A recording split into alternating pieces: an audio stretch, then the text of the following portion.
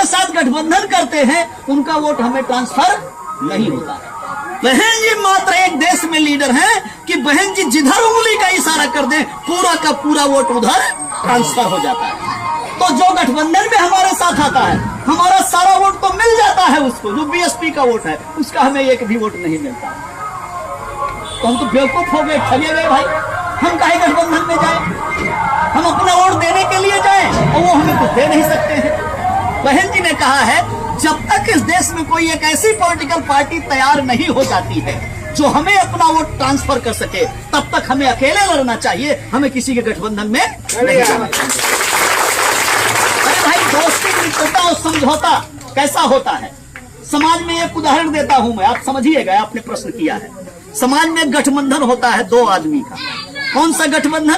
उस गठबंधन को समधी का गठबंधन कहते हैं। समधी समझते होंगे, इधर कुछ और तो नहीं बोलते। नहीं वही समझे। अब कोई समधी, मैं डॉक्टर लालजी मेधांकर में अविवाहित आदमी हूँ, अनमैरिज हूँ, मेरे पास न पत्नी है न बच्चे हैं।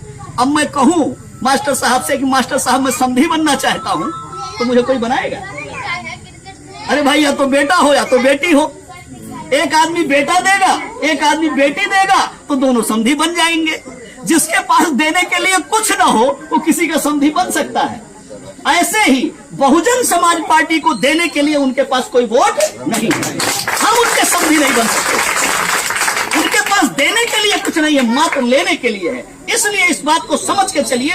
इसलिए माननीय बहन जी का निर्णय हुआ है कि ऑल इंडिया के लेवल हम पार्टी का निर्माण करेंगे। ऑल इंडिया के लेवल पे जिस स्टाइल से बगैर किसी गठबंधन के समाज को तैयार करके, भाईचारा कायम करके, टिकट वितरण करके, गठजोड़ बना करके पूर्ण बहुमत की सरकार 2007 में बनी। उसके पहले भी 3 बार सरकार यूपी में इतने बड़े सूबे में बनी। 1995 में, 1997 में, 2002 में और फिर 2007 में पूर्ण बहुमत की सरकार। इस देश में ध्रुवीकरण करने का प्रयास किया गया है। एक गठबंधन बीजेपी वाले ने बनाया और दूसरा गठबंधन कांग्रेस वाले ने बनाया। इसकी मीनिंग समझते हैं? दो गठबंधन बनाने का। इस देश में तीसरा विकल्प न रहे, तीसरा ऑप्शन न रहे। जनता मजबूर हो जाए, या तो इधर जाए और या तो उधर जाए।